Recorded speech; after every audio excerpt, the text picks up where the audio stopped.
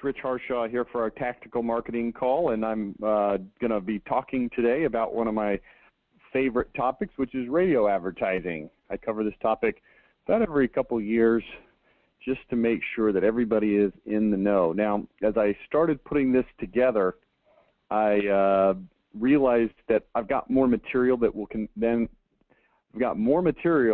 will conveniently fit into one webinar. So we're actually going to make this a two-part series. Today we're going to cover more of the nuts and bolts. Hang on a second. Hang on one second. We're going to cover more of the nuts and bolts of what radio is. Obviously you know what a radio is, but why it's a good idea, some strategies for farming versus hunting, and some of those types of things. In the next webinar, which is actually going to be in November, we will cover some of the nuts and bolts of actually buying radio, negotiating with sales reps, understanding some of the lingo and terminology, and also writing ads for radio. So it's going to be a two-part series. So with that said, let's go ahead and jump in. Let me get my screen rolling here. Here's what we're going to cover in this series: why radio is a good bet, farming strategy, how it works, how to buy, how to create messaging, growing your presence. We'll probably not cover creating messaging until next time, actually. And then I will touch extremely briefly on radio research and buying strategies, but then we'll get into that topic a lot more definitively in the next one in November. Okay?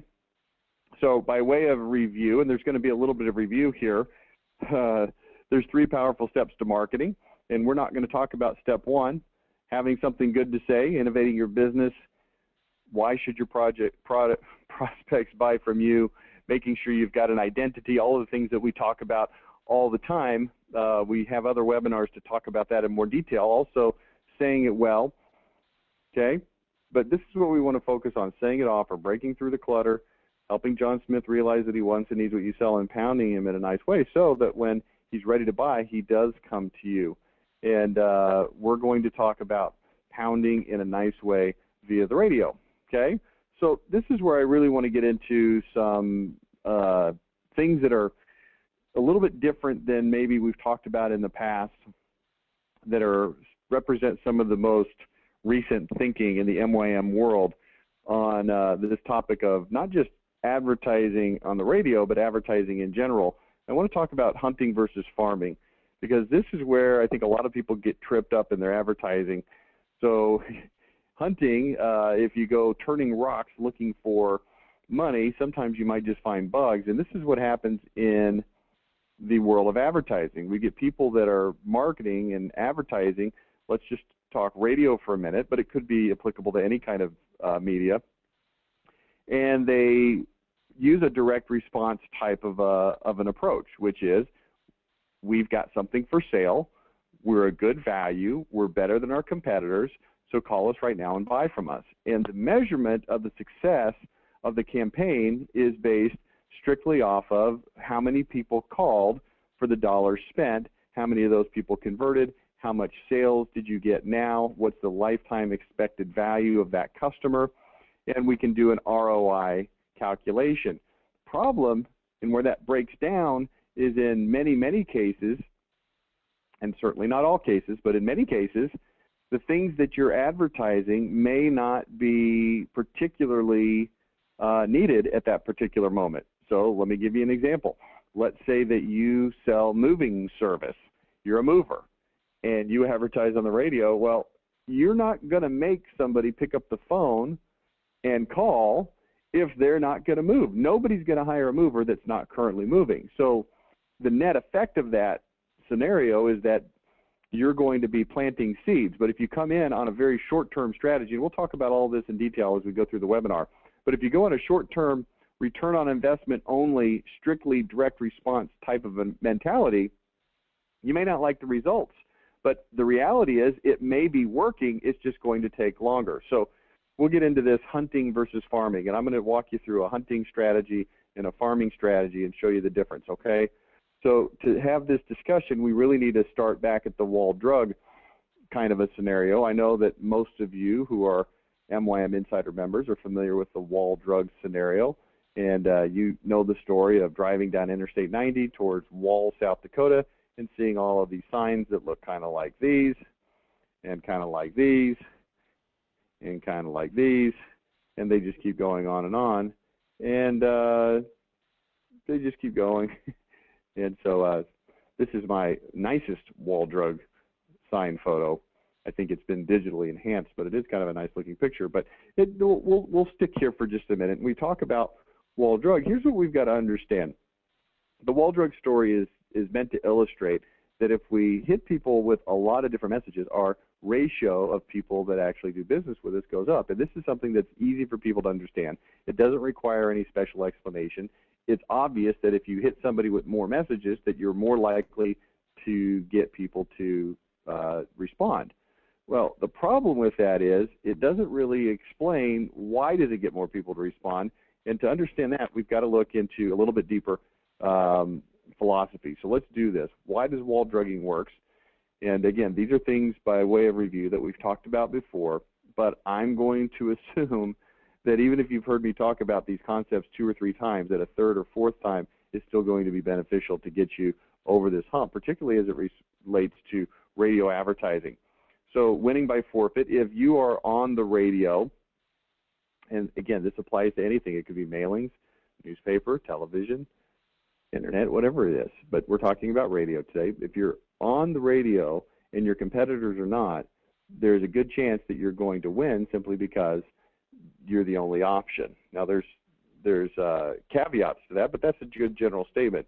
Consistency credit means that if you market consistently, then people are going to assume that you also have the ability to produce or perform or service them in a good way, okay?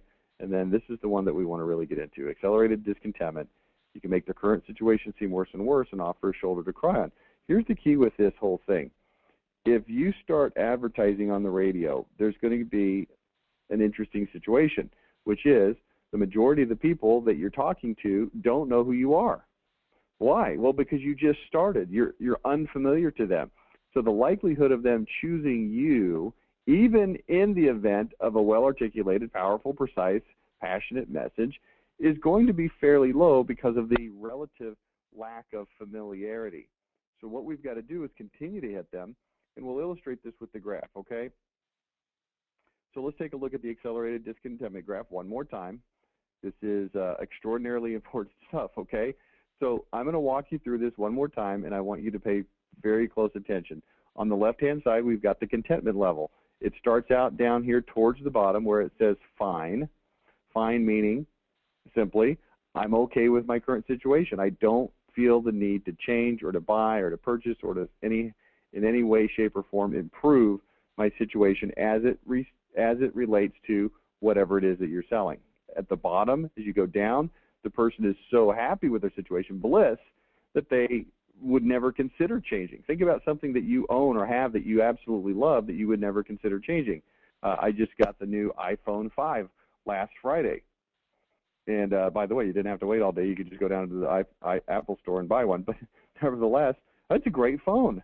And there's Androids out there and there's other phones out there. But really, I like the phone so much that I'm just not interested in changing.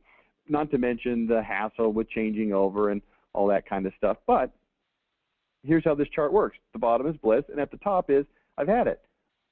My current situation is so messed up that I feel the need to make a change. So here's what we've got. This line, the black line on the screen, represents your contentment with something over the course of time. On the horizontal axis, each of these tick marks represents, let's call it a month. So this represents maybe about 2.5 or 3 years, probably about 2.5 years. And you see that over the course of time, this particular person has their contentment kind of go down, and then it gets better, and then it goes down a little bit, and then it goes really, really good. And this is a little bit counterintuitive because down is good and up is bad. But we're talking about discontentment. So when it goes up, the discontentment is high, and then you see over here on the right, it goes through the roof to the point where they've had it, and that I've had it threshold is where people say, you know what, I've got to do something about this. I'm going to change, okay? Now, this is extraordinarily important to understand as it relates to radio and any other advertising. Today's topic is radio. So here's what we've got. These discontentment points represent some kind of an incident that occurs in their life. And this is the key thing that you've got to remember that makes everything that we're talking about in its proper perspective. These incidents that occur are things that you as a marketer have absolutely 0% control over. You cannot control when things go wrong with that person. So as it relates to my phone, I told you I have an iPhone 5, which would suggest to you that I upgraded from a different phone. So apparently I reached a discontentment level with my previous phone sufficient that I wanted to get this phone. Well, the phone I had before was an iPhone 4. So if you look at some of these points that made me discontent with my iPhone 4, some of them might be a couple of glitches that I don't really like about the iPhone 4. For example, you cannot create a home screen shortcut to turn your Bluetooth off and on. And that's annoying to me. And Apple has taken a stance like the government of China to control everything, which is good, but here's the bad thing about it. I want a little button on my phone that I push to turn Bluetooth off and on instead of having to drill down into all these stupid menus. They won't allow it. In fact, people have created them and they've kiboshed it. So that gives me a little bit of I've had it, but not enough to get rid of the phone. Over here on this third one that's at about a 5-level discontentment, this is what happened when the iPhone 4S came out. And I realized that it had some new features. It had a better screen. It had a feature called Siri, which I thought was pretty cool. And I looked at my current phone and I thought, wow, this thing, I really would like to get a new phone because there's something better out there. But the pain wasn't enough to make me switch. But here's where I did switch. I actually did not switch simply because a newer, better model came out. I actually switched because approximately 1 week before the iPhone 5 came out, my iPhone 4, the microphone on it broke. So I couldn't talk to people on the phone. All of the other functions, the internet, texting, and all that stuff, it all worked. But I couldn't actually use it as a phone. The microphone broke. So when I tried to talk to people, I could hear them, but they couldn't hear me. It broke. And that was an I've had it. So I had to either fix it, and I found out it was $149, or I could just simply wait a week and get the new phone that had all the additional features. So the incident occurred was my phone breaking. Now, if you're in the business of marketing phones, do you have any control over when my phone breaks? And the answer is, of course you don't, unless Apple has some kind of secret code where they can come in and destroy my phone and make me want to upgrade, which I wouldn't put it past them. So here's what happens. The pink triangles on the bottom represents a marketing effort. If we said that the tick marks are about 1 month, then this represents about 1 marketing effort per month. And as a result, we start to accelerate the discontentment of the person, meaning we make them more sensitive to negative things that happen so that they feel even more negative than they would feel in the absence of the marketing. So you can see here, after about 2 or 3 months, the incident that was previously about a 3-level discontentment becomes about a 3.5 level. Now, the reason it's only a little bit less content or more discontent, depending on how you want to say it, is because they really haven't had much impact on me with their marketing, because they've only hit me 3 times over the course of 3 months. And you might say, well, that costs a lot of money. If I'm spending that kind of money on advertising, I want people to, know who I am and what I do. But the people don't operate that way. People don't really give a rat's butt how much money or effort or time you put into your advertising. You got to realize that 3 messages over 3 months is basically almost invisible. That's like Wall Drug having 1 billboard every 10 miles instead of every 10 seconds, right? Okay, so here's what happens. As we go down to the right, you see that when the second incident occurs, which was about, let's see, 1, 2, 3, 4, 5, 6, 7, 8 months in, now the 2-level discontentment registers at about a 3 or 3.5. So the differentiation is quite pronounced. And the reason is because I've had more time to plant these seeds of discontentment so that they look at their situation. When that negative thing happens, they say, wow, it's even worse. They don't really, people don't live in alternate worlds at the same time. They can't compare how they would feel in the absence of marketing versus how they feel with the marketing. But here's what we know. We can influence the way they think and feel. And by the time we get over here to about, 2 years in, and we've got this level 5 incident, it now becomes a level 7 incident which is significant. We've accelerated their discontentment. But the problem with this scenario is we haven't had enough marketing punch to get them to actually take action until about 2.5 years in, when the 10-level incident occurred. So in other words, we haven't marketed to them with enough frequency or enough quality of message to get them to take action any sooner. But this is still a worthwhile activity, what we've done here in pink, because in this scenario, most likely, even though we didn't make them move any sooner,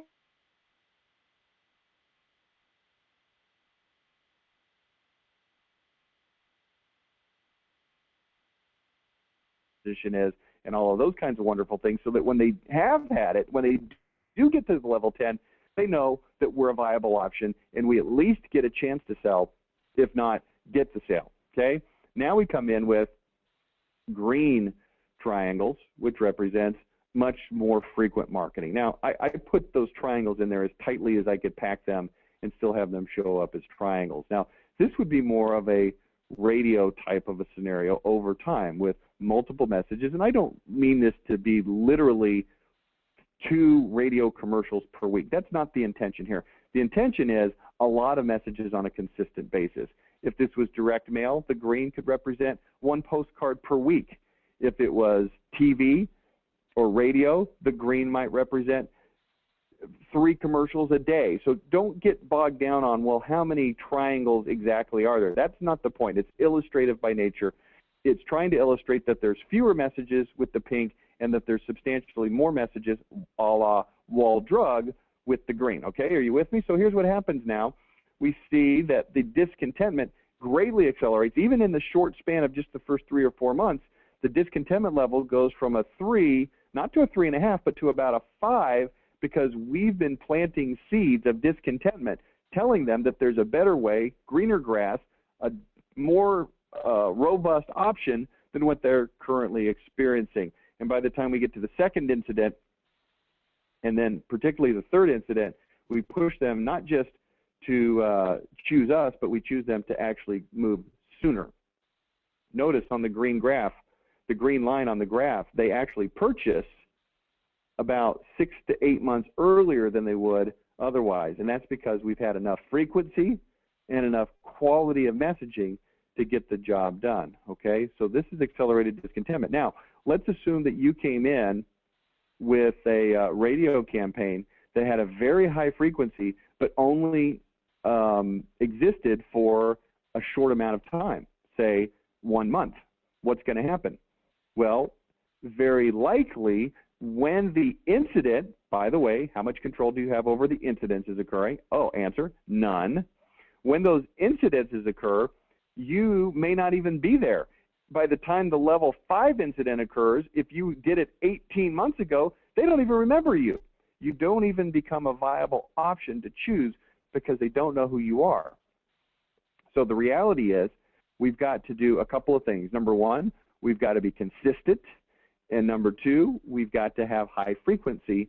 And this is the formula for getting people to take action. Okay, this is the wall drug accelerated discontentment model that is the foundation for everything else we're going to talk about. Okay, so now what we want to do is move on and talk about farming, keeping firmly in mind everything that we just covered. Okay, I know that that's a review. Some of you might be sitting on the webinar going, come on, Rich, give us something new. But if you have to sit through the review of accelerated discontentment a couple of times, I think it's going to be healthy for you. Okay, in fact, if you want to listen to your 5 biggest marketing mistakes CD that I sent you as a new member in the Insider program, that's going to be another chance to review that concept. In fact, I would review that. I would listen to that entire CD set at least once a month if I were you. Okay, so let's talk about mass media. And radio is included in this, but this is a general discussion of mass media and advertising for advanced users with larger budgets. This is where everybody wants to start their marketing. Hey, let's get out there and get on the radio, but it actually should be your lowest priority. Now, this does not mean that if you engage in it, treat it like a low priority activity. What it means is it's not something that you should jump into first. Instead, if you're a small company and you can barely afford to market to now buyers, you really shouldn't be advertising. So you should be working on your internet marketing, your intelligent mailings, and things that I've talked about on other webinars I'm not going to talk about right now. But if you do mass media, the first goal is to skim now buyers and now-ish buyers. And then the the second goal is to create awareness for your company so that they don't just go to the internet later on when they're ready to buy. They just know who you are. They just know who you are. How do they know who you are? Well, because you have been filling their minds with this over time. Now, here's the problem with this. It's expensive to get started, okay? You see here that on the screen it's popped up twice. The strong identity is a must, okay? So, capturing future buyers, advertising is inherently inefficient, especially in the beginning. Advertising, any kind of mass media, TV, radio, billboard, you see this on the screen. The majority of people who see or hear your ads right now are not ready to buy right now. That's just a fact. And if they're not ready to buy right now, because why? They go back to the chart, okay?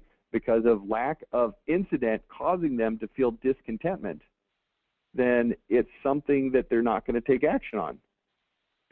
Now, there are some exceptions for direct response, and there's actually a lot of exceptions for direct response.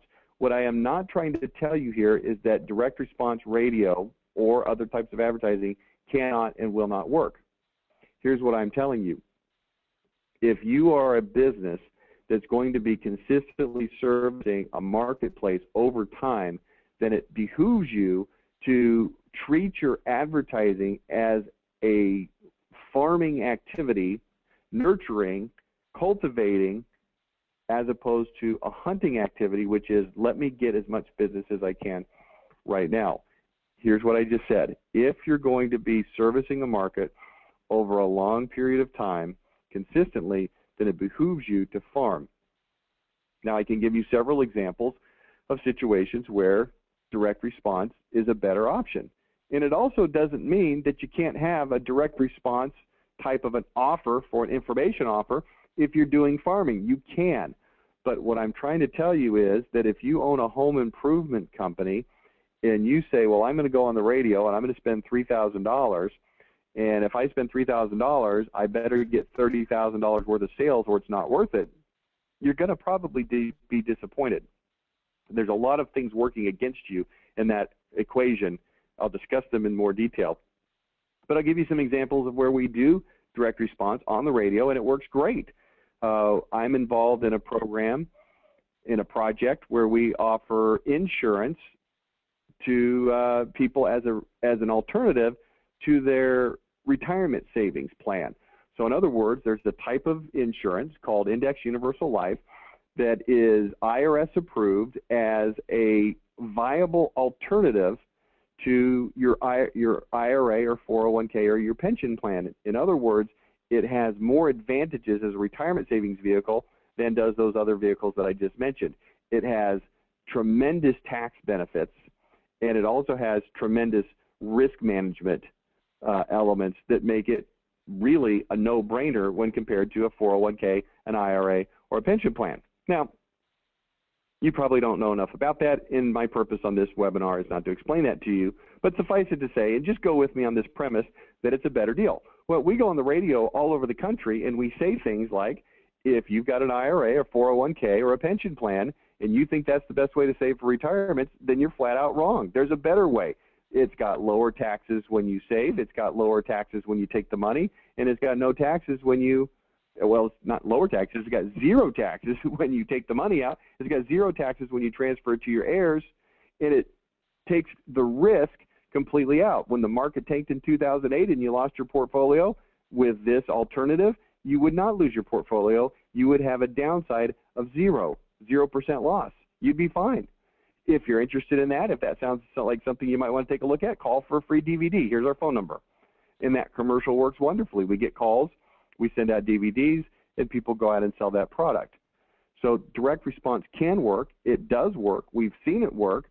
But on the other hand, if you're a local home improvement company, if you're an air conditioning company, if you're a company that's going to be servicing a marketplace locally for a long period of time, if you sell insurance, if you're a moving company, service type companies, whatever the case is, then you want to take a closer look at more of a farming strategy, okay?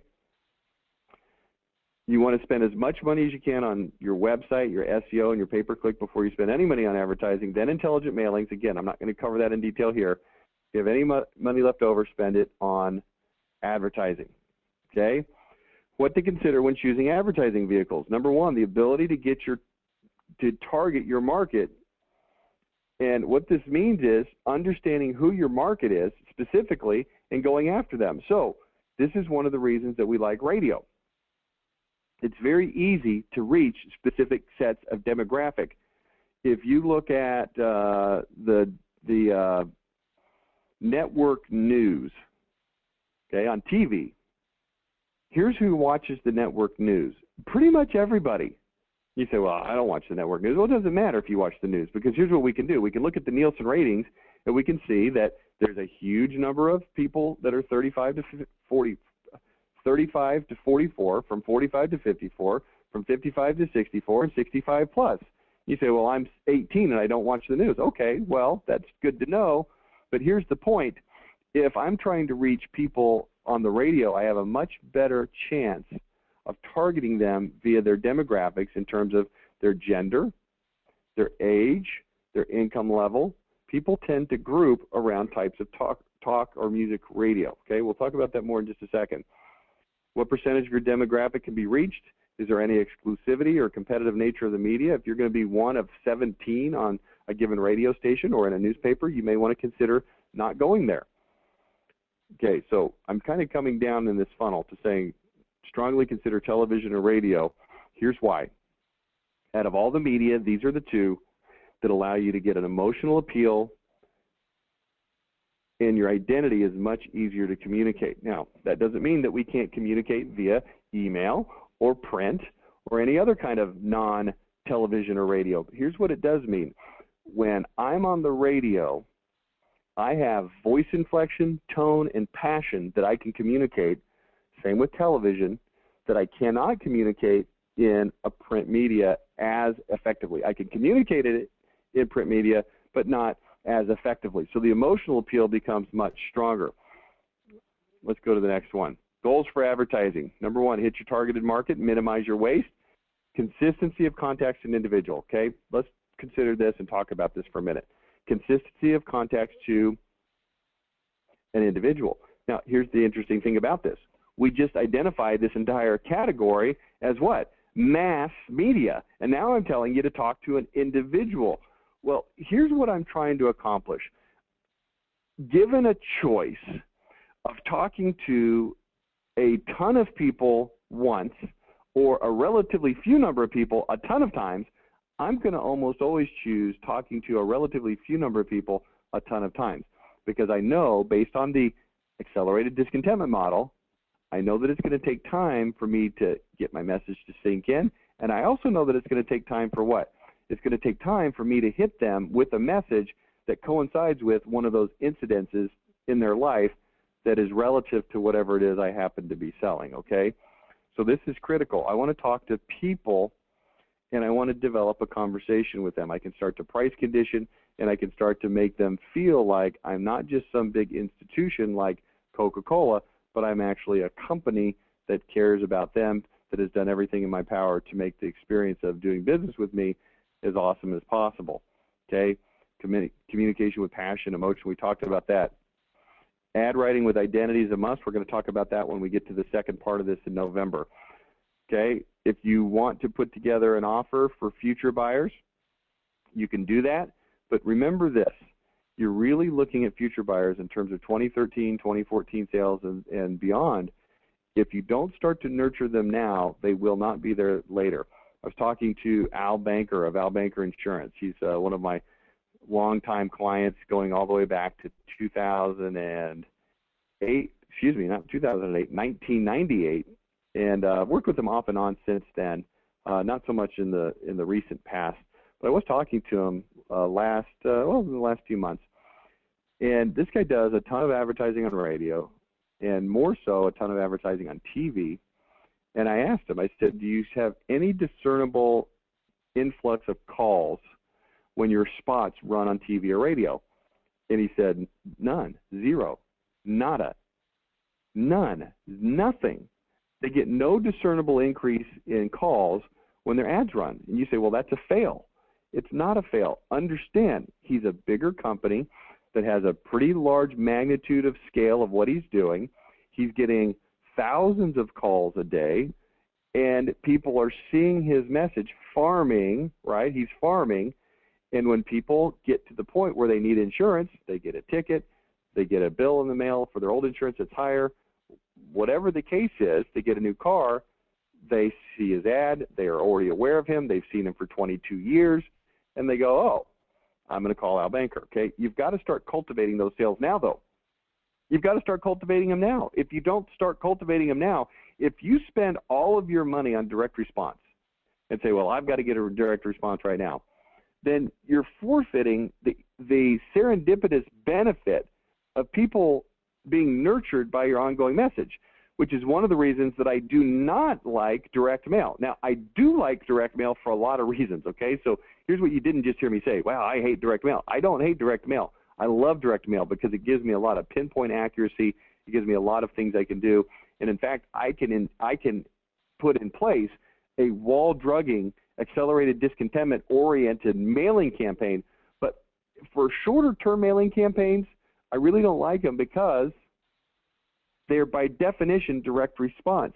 Because if I mail somebody and I mail them a couple weeks later and a few weeks after that and a month after that, it really is not going to have much of an impact on them as much as hitting them with TV or radio commercials every single day, or at least on a given week multiple times, okay?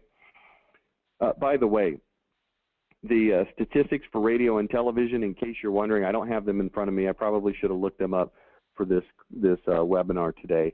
But for those of you who are saying, well, nobody listens to the radio anymore because they've got their iPods and satellite radio, there's elements of truth to that. Yes, there are a lot of people that listen to iPods, but you know what? The radio is still going strong.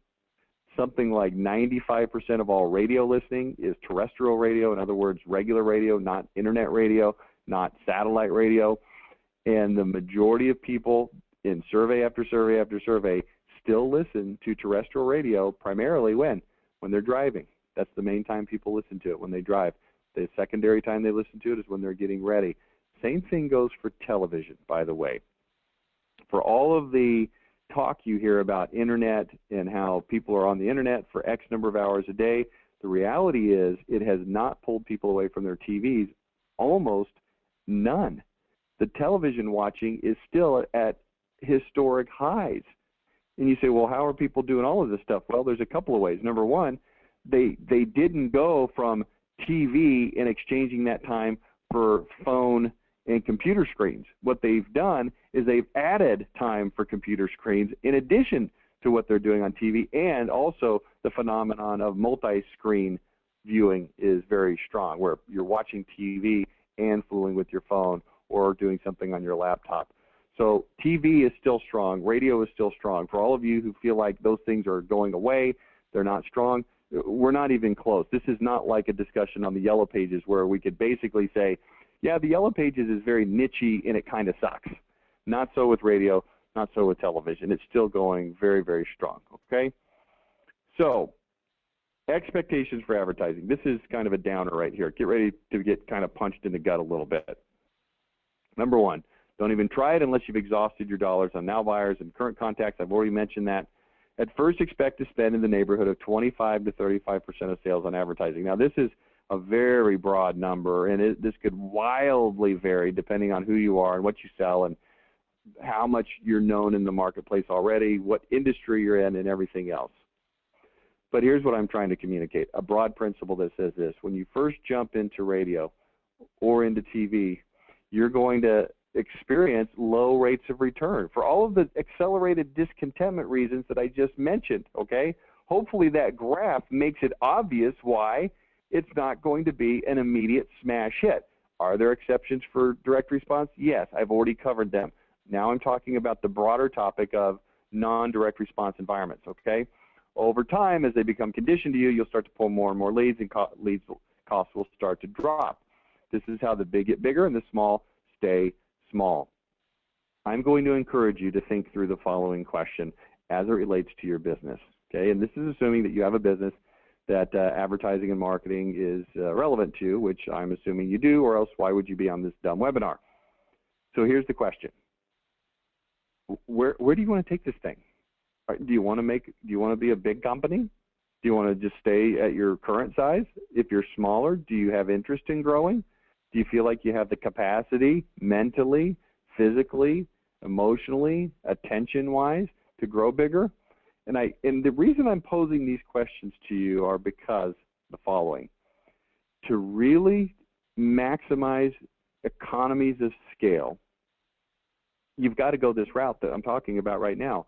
You've got to jump into this fray. We work with all kinds of companies, some big, some small, but here's what we see.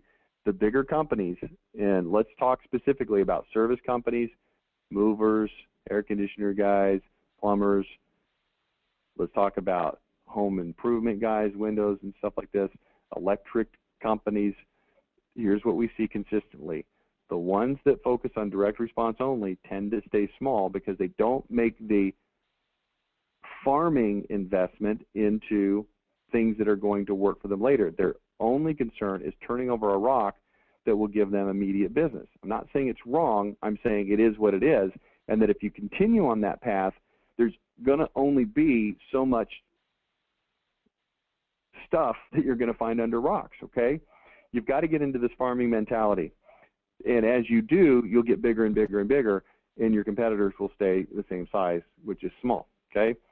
You should settle in at some point in 10 to 20%. So here's some budgeting. I'll just put this on the screen. I don't want to spend time on this because we still need to get into more of this radio stuff, okay? Let's talk about the radio. Why radio? Fantastic ability to target demographics. I talked about this earlier. 3 main parameters: age, gender, and income levels. Also, some cultural targeting is available. If you happen to cater to the Hispanic market, there's lots of places that you can reach them on the radio. Or the African American market, no problem. But generally speaking, if those cultural issues are not relevant to your business, then you can still target very accurately via age, gender, and income level. There's a term in radio called skewing, which means that a radio station pulls listeners from one gender versus another. So if it skews 60% female, that means that on average that the station has about 60% female listeners. Now, in radio terms, or in any media terms, when you start getting a skewing of about 55 to 45, and certainly 60 to 40, it's considered hugely significant. In other words, if a station skews 60% women, that would largely be considered a woman's radio station. Does that mean that if you're a man, you should be embarrassed to listen to it? No, absolutely not. It just means that from a marketing targeting standpoint, it's considered a fantastic place to capture women and not such a great place to get men, okay? That's what it means. Why radio? Next, extreme listener loyalty. This is something you can take to the bank. So let's talk about what a P1 is. A P1 is an industry term that means, I don't know what the P actually stands for, press. It goes back to the old days where you had to press the button on your radio. Remember those where you'd pull the little thing out to set the station and then you'd push it back in? You know, now you just kind of hold it down till it beeps. But a P1 is the station that you listen to the most. Your P2 is the station that you listen to second most. Your P3 is the station that you listen to the third most, and so forth. So this is for me personally. Now, I actually do listen to less radio than I have in the past, which is because we've consolidated our offices and I don't commute, so I don't listen in the radio nearly as much as I used to. I don't listen as much in the car, excuse me, as much as I used to. But here's my P1. It's a station called The Ticket. It's sports radio. And I listen to that about half the time. If I'm listening to the radio, there's a good bet that I'm listening to The Ticket. The P2 is ESPN Radio, which is also sports. Jack FM, 10%. Mix 102.9, about 10%.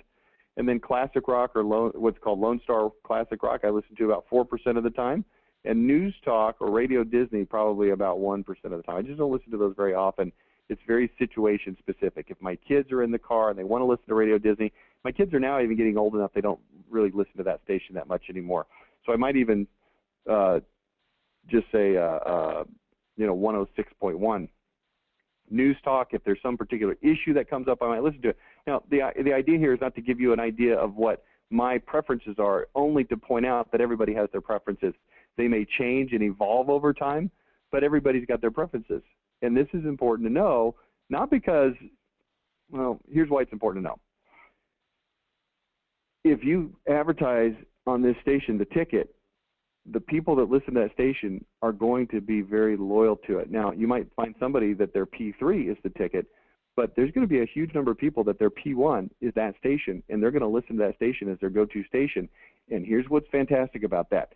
You can now capture those people on an ongoing basis with your advertising, and you can get into that consistency of contact and that conversation that we talked about earlier, okay? So I had an aha moment. This actually goes back a couple years, where I would get up every morning at about 5:38.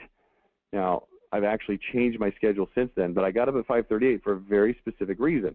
And the reason was because my son had just become a freshman in high school, and I had to take him to an early morning religious study class that was about 6 miles from my house, and I had to pick up a couple other kids and take them. I would drop them off, and then I would go to my office. So from about 5:38 to about 5:55, I would listen to the ticket. Now, guess where I was listening to the ticket? I was listening to it in my bathroom as I was taking a shower, combing my 3 hairs that I have left, shaving, whatever. So that would normally take, and it wasn't exactly 5:38 to 5:55, but it was somewhere in that range. I might get up at 5:41. I might get up at 5:32. Whatever the case is, in that general time frame, I was in my bathroom listening to the ticket. And guess what? I was normally not changing the station even when commercials came on. Why? Because I was shaving or preoccupied in the shower, whatever, so that station would just pretty much stay on. Then at 6 o'clock, I would get in the car, and from 6 to 6:23, I would listen to Mix 102.9. Now you say, well, that's very specific. Why? Well, because at 6 o'clock, I would get in the car with my kids, and the ticket, number one, has information and content that it was not particularly interesting to my kids, and every once in a while, it would have information and content that wasn't super appropriate for kids. Not that it was horrible content, but not something you really wanted to be listening to with your kids in the car. And as I got and went up and picked up, I can't talk. And as I went around and picked up these 1 or 2 other kids and took them, I wanted to have something that was fairly universally acceptable. As soon as I dropped them off at the church at 6:23 usually, I would switch it back to the ticket, and I would toggle between the ticket and ESPN depending on which had more interesting content, and I would usually keep my finger on the button. And then at 6:33, I'd get to my office and I'd turn the radio off until about 12:20 when I'd run out for lunch for about 13 minutes as I was driving. You get the idea. I don't have to go through the rest of this. You can see very specific times when I was driving, et cetera, et cetera. And the point is very simple. Not that everybody's life is this rigorously structured, but the point is most people's lives are just about this rigorously structured. Now here's the key. Here's why I'm going through this in such detail. If you understand this, you now understand the key to talking to people over and over and over and having this accelerated discontentment, multiple contact, wall drugging type of effect on people. Because if you understand that people are going to listen to the same 1 or 2 or 3 stations, you can get on those 1 or 2 or 3 stations, target your market, and you can start to have a tremendous influence on these people, okay? So let's talk about owning the station. It's a long-term strategy to bring you a steady stream of well-qualified, eager buyers for the next 20 years. Start small and commit to it. We call it farming. So let's look at this for a second. This is just kind of an interesting thought experiment. Determine what percentage of the targeted market is in the market for what you sell. Use these questions. What percentage of homes will buy what you sell in a given year? How many people buy what you sell? People buy what you sell on average every how many years? So how many years does it take before somebody buys a new car? How often do people move? How often do people remodel their kitchen, etc.? So let's take a look. Moving. People move, according to statistics, about every 7 years. That's about 14.2% every year. That's about 1.2% every month, which means that in any given 3-month interval, there's about 3.5% of the people that are thinking about or in the current act of moving, okay? So that means that 3.5 out of every 100 people listening to your ad right now are going to buy moving in the next 3 months. Does that make sense to you? This is interesting to know. Let's talk about metal roofs. Roofs need to be replaced every 15 years. Let's say, let's call it 20 years because people are lazy and cheap. So about 5% a year. That's about 0.5% per month. The average sale is worth $25,000. Car insurance. People change car insurance companies every 10 years. Maybe it's 5. I don't know. If it's 10 years, that's about 1% per month, something like that. If you get a new customer, they'll stay with you for 10 years. How much is that worth? So I'm trying to help you see that if you are a company selling car insurance or metal roofs, as the case may be, that it may well be in your best interest to be a farmer and to be patient, okay? Let's look at a hunting attempt. This is what people typically want to do when they get involved in radio. They buy a 1-week run on a top 5 station. It costs them $2,000 to $5,000. Again, this could wildly vary depending on the size of the market and so forth that you live in. Rotator spots are the cheapest. These are spots that they run randomly in a predetermined time window, usually something like 6 a.m. to 7 p.m. They give you what they call a 3.0 frequency, which means that the average frequency hears your spots 3 times. But understand, 3.0 is a best case scenario. It doesn't account for people changing the channel due to something else coming on while they're driving, whatever. So here's the probable results.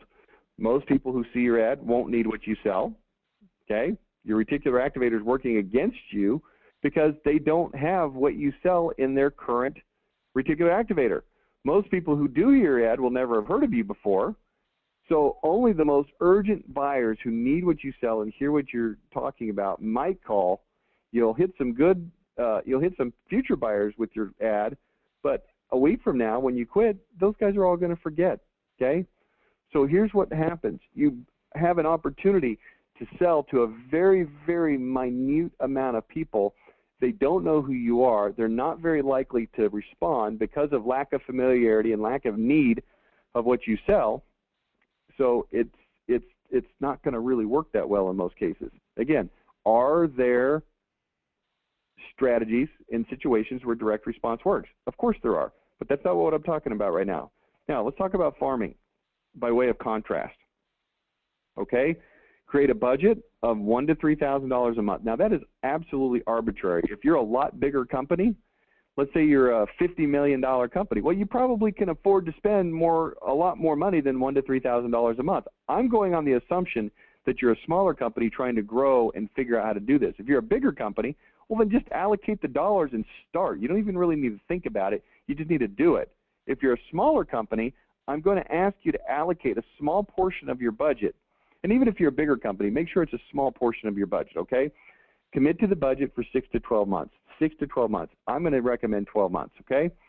Skew to the lower side of the budget if you're scared, but if you do commit to a longer term, you can get better rates, right? And we'll talk about how to negotiate in 2 months from now on our second part of this call.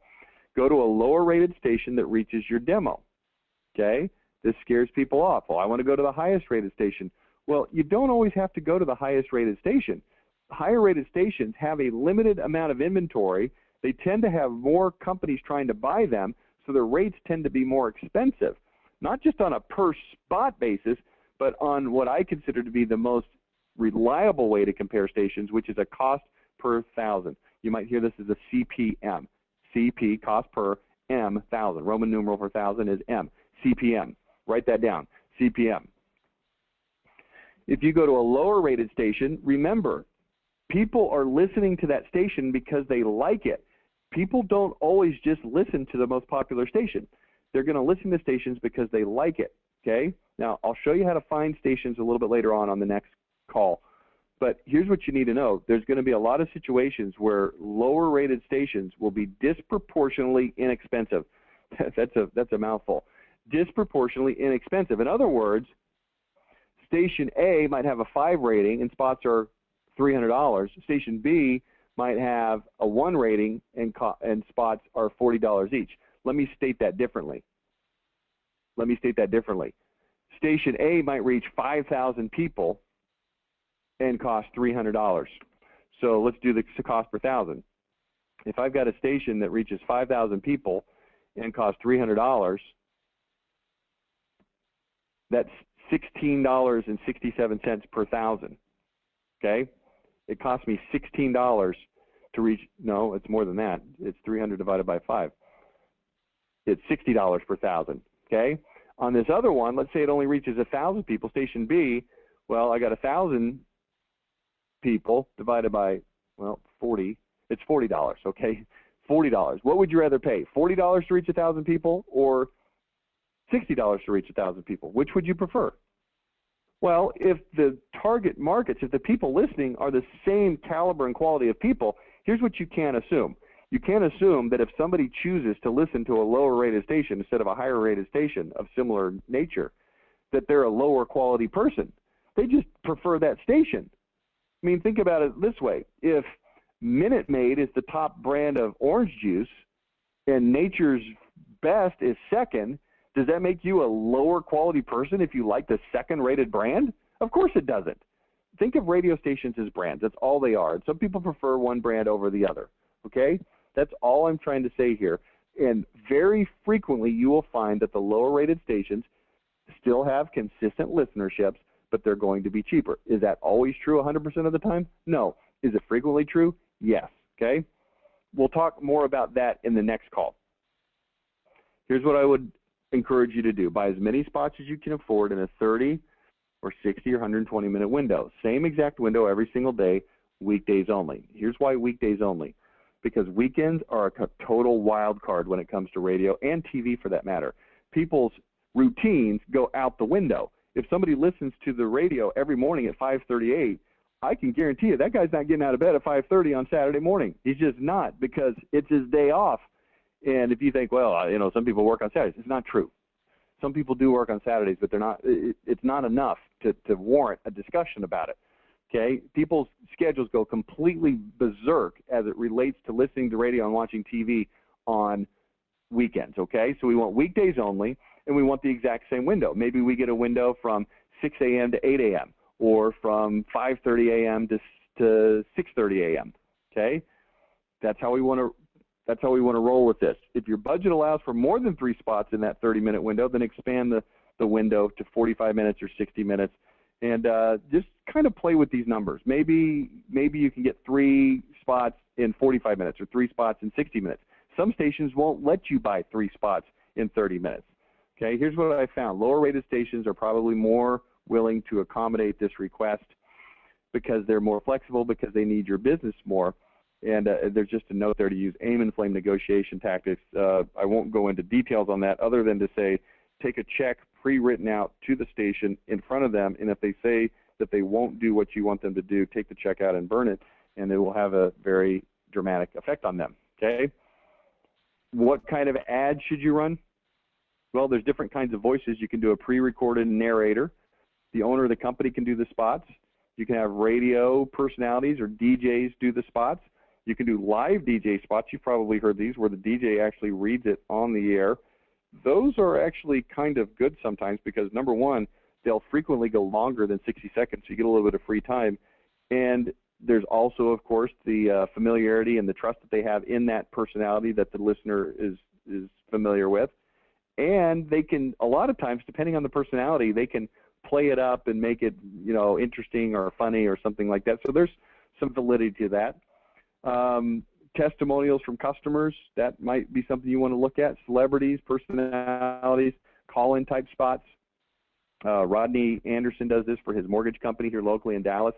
He runs pre-recorded spots. He runs ones from radio personalities, but he'll also do ones where he calls in and says, hey, it's Friday. We've got some good specials going on today. Here's what you need to know. Call me today for this. And it's more of an occasional kind of thing. It's not every time. What I'm going to recommend is, as your radio presence grows, these are things that you're going to want to standardize or they're going to drive you crazy. In other words, if you're on 7 stations, it's going to be very hard to manage multiple DJs and personalities and call-in spots, and I'm going to recommend that you just be very consistent. Okay? Work with a company that does heating and air conditioning, and it's a large company. We have the owner of the company does all the spots. Every single spot sounds about the same. The background music behind the voiceover sounds about the same. The type of things that we're saying is very similar. Now, they're different spots, and over the course of a year, we've created 30 or 40 different spots, but they all have this common look and feel and sound and tone and structure so that people start to recognize not just by the words, but by the tone and feel of the spot, okay? Now, use a variety of hot buttons depending on your business, benefits of ownership, objections to ownership, vendor selection. I'm not going to go into detail on that. Suffice it to say that's something that needs to be handled. Next, here's what's going to happen. If you do a farming strategy like we're talking about, fewer total people are going to hear your ads. Now, this whole concept scales.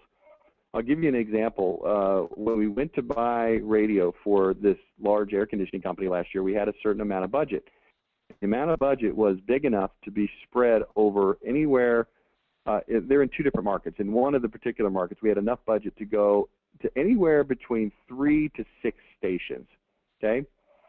And as I went and started negotiating with the stations, we started spreading the budget a little bit thin.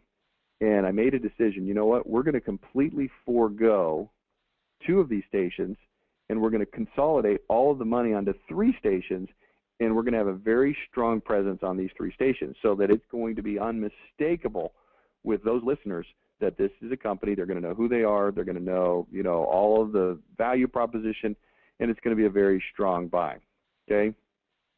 And this allows so here's the point. Instead of being on 5 stations being heard by that many people, we're only on 3 stations. But even though fewer total people are hearing the ads, the people that do hear them will hear them repeatedly and will now start to have this conversation, okay?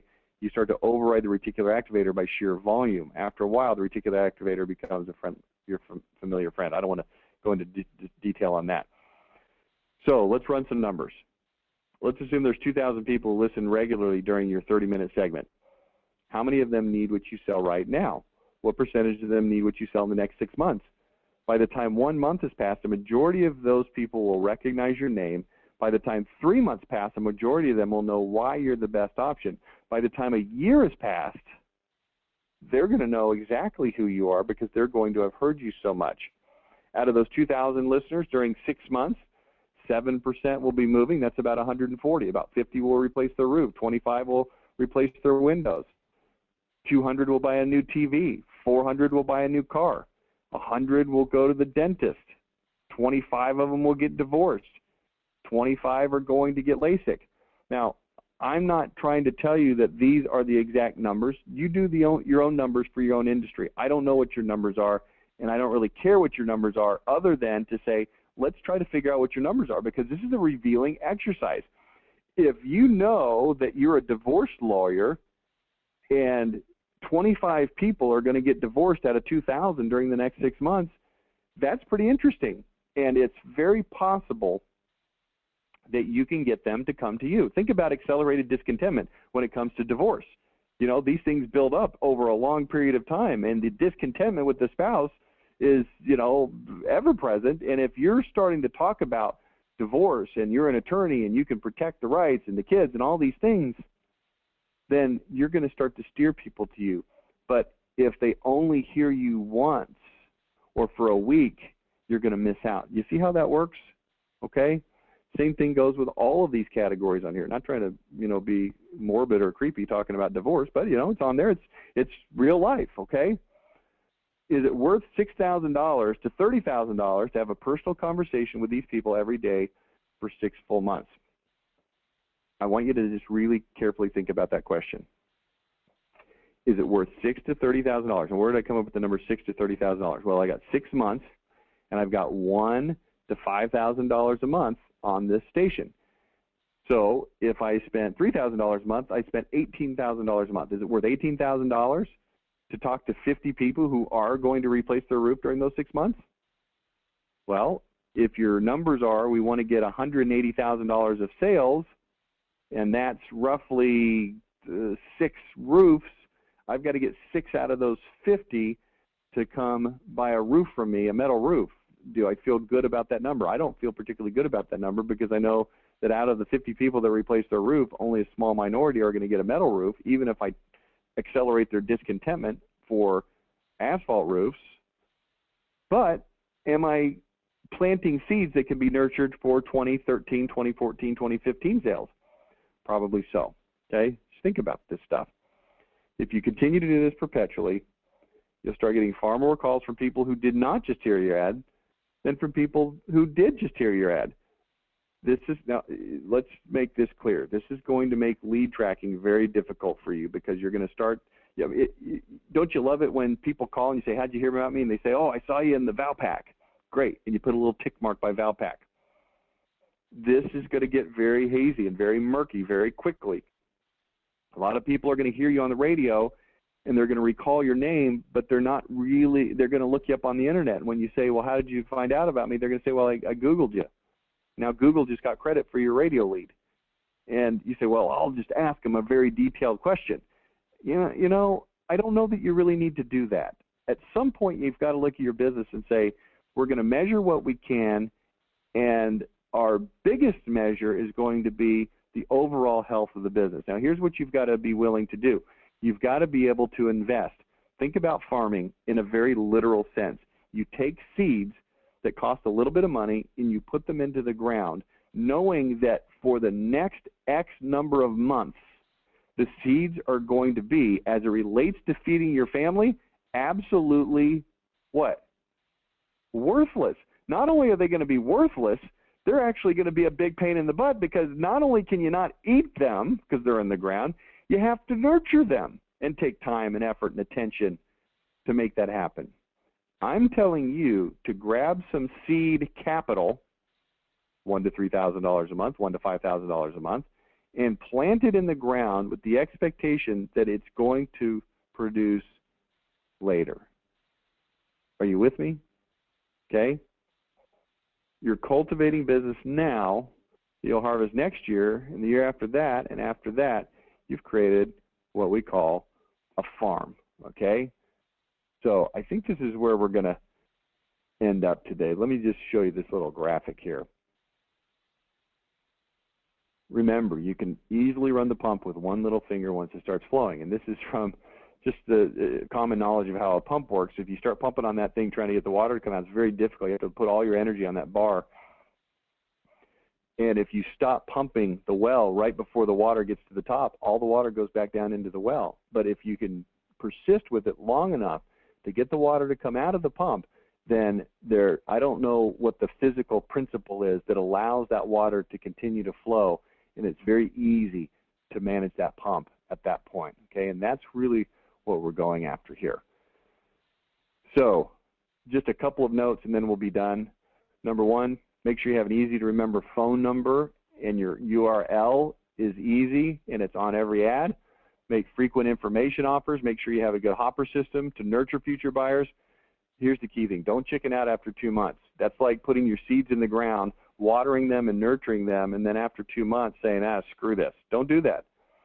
This is not a good strategy for extremely local businesses. Like if you're a dentist in Southlake, Texas, and you have to advertise in all of Dallas-Fort Worth, you're going to waste a ton of money to get people to come to your 5-mile radius dentist office or dry cleaner. So in those cases, you may want to look at maybe co-oping, getting several dentists together. I mean, this is an advanced strategy, and I'm not suggesting it's easy, but it's possible. But if you're the little small fry guy that services a very small geographic area and you're in a big town, it may not be a good fit. Now, if you're a small fry guy in a small town, well, then that still could probably work. Okay? Take it to the next level. Once you dominate the small segment, take it to the entire day part. Once you dominate 2 day parts, then dominate the whole station. Once you dominate the whole station, start with a second station, okay? You should be able to afford to do this and have the confidence on a larger scale now, okay? So here's what we're going to do. We're going to end up here.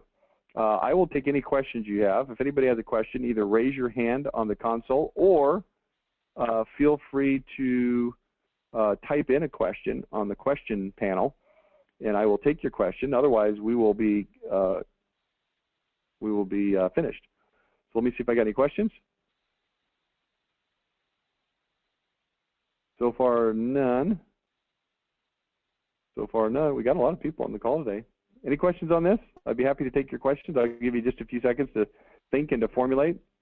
If you do think you want to type a question in, please at least type in there, I have a question. I'll ask it in a second. Otherwise, I'm going to end this webinar. Anyone? Going once? Going twice? Carrie, I see you're on here. I talked to you about doing some radio stuff, something I would still recommend you might want to test. Maybe, I don't know. We'll talk about it later. Anyway, I don't see any questions, so we'll go ahead and end up the webinar. Thanks for your participation. We will continue with part 2 of this on our November. There is no tactical webinar in October for various reasons, but the next one will be in November. We'll continue this conversation then. Thanks so much. See ya. Bye now.